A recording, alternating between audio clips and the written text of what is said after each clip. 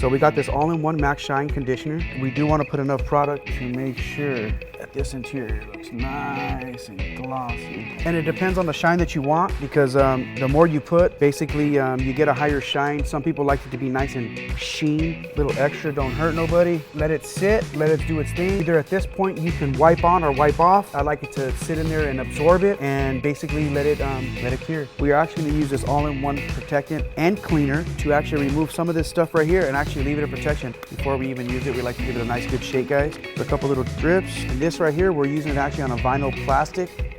And like I stated before, this is on how you want it to look. You can wipe off any excess that you might have on this. The smell on this, guys, is amazing.